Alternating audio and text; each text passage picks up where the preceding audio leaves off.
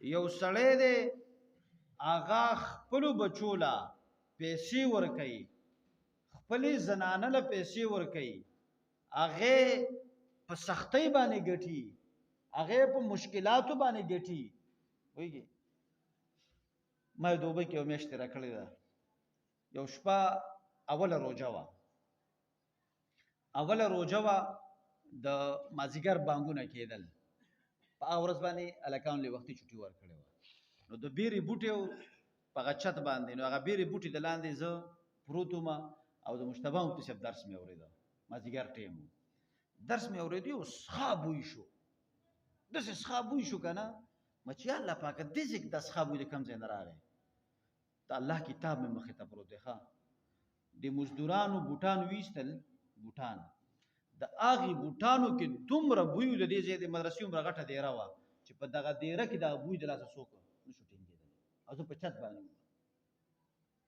نو چې یو انسان دومره سختې تېروي، دومره تکلیفونه تېروي، د نه سړی به د هغه کنځلې په ځان باندې تېروي او تا له پیسې رالیږي، ته کله په لینګ روډ کې لګې، کله په یو پالر لګې، کله په یو قسم ناخونو باندې لګې، کله د سترګو په لینزونو باندې لګې، کله د وروځو په نری کولو او په پیړولو باندې لګې، کله د غاښونو په کولاولو په تنګولو لګې، کله نوکانو د کیپې او کله په لنډې.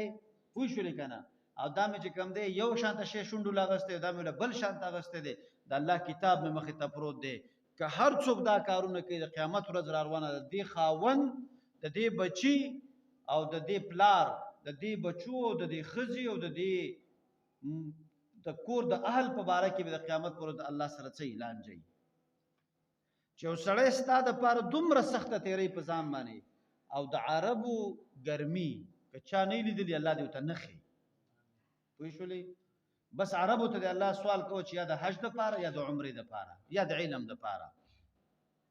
نور د عربو دومره څخه ګرمي ده چې 24 ګنټې د هغې په کمرو کې سیګان لګېدلي، یو نه څلور دیواله، څلور واړه دیوالونو ته به یې سیګان لګېدلي، دومره ګرمي. او هغې غریبانان داسې خولې، یقین په خدای وکړه که نه استاجي، چې هر غریب به د ماښامه پورې خپل بوټان او خپلې کپړې وینځلې چې دا بوی ختم شي. چا پکې شیمپوګان ورړول او سولول به یې، چا پکې صابونونه واله. نو چې یو سړی دومره په سخته باندې تا له پیسې وګټي، پوه شولې؟ او دا غټې برمې نه دي، دا د بجلۍ والا غټې، دا به غریبانانو په اوږه باندې ایښې وې، روان به ټکه ټکه ټکه ټکه، څښا ګرمي به وه. او یو مردار تور مردار به ورته ولاړو، دا کار دې غلط وکړو، دا دې سم وکړو، دا سم کوه، دا داسې کوه. او هغه تا له دومره په سختۍ باندې پیسې ګټي، ستا قرضونه نه ختمیږي، ستا د بچو کپړې د دې حساب نشته. ته وګوره د هرې زنانه به 100-200 جوړې پرتي، ته وګوره د هر ماشوم به 500-600 جوړې دغه پرتی، دا پیزار پرتی. دا مې د سکول جدا پیزار دي، د ټور مې جدا پیزار دي، د چکر مې جدا پیزار دي، د منډې دپاره مې جدا پیزار دي. دا تپوس به تانه الله نه کوي؟ دا ګورې واورئ، الله کتاب مې مخې ته پروت دی چې دا کم خلق په بار ملکونو کې او دا مزدورین او غریبین کوي، او دا کم خلق ول دا پیسې بیسې لګي. نو دا یاد ساته چې د دې وجه به ته جهنم ته ځې. ته به ځې جهنم ته به ځې. څنګه یو جنتي خپل مور او پلار جنت ته بوځي، نو دغه شانته یو خاون خپله ښځه او خپل بچي دا به جهنم ته بوځي. د دې وجې نه چې الله ما وله مال ګټلی و، ما ورسه سخته تېره کړې وه، ما د پردي ګزارونه وړي وو، ما د پردۍ کنځلې وړې وې. موږ چې دلته بار وځو که نه، څوک یو بل ته بد بد وګوري، کنځلې ورته کوو که نه کوو؟ هلته پې ګزار هم وکړي په غریبانانو باندې، کنځلې مو ته وکړي. څه ورته وکړي؟ کنځلې مو ته وکړي.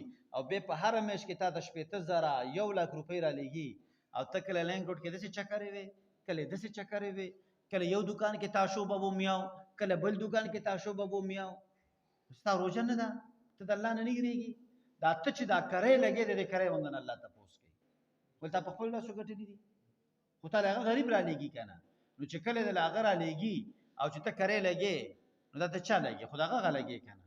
یقین په خدای وکړه چې د قیامت په ورځ دې برابر کړي. دنیا کې به ته څه نه وایي، یا به نه یریږي، یا به نه شرمېږي، یا به دا سوچ کوي چې زما کور را نشي. قیامت په ورځ به څه کوي؟ دې چندړق نه به د قیامت په ورځ نیسي او د جهنم منځ ته به دې ورارتوي. الله دې زموږ حفاظت وکړي.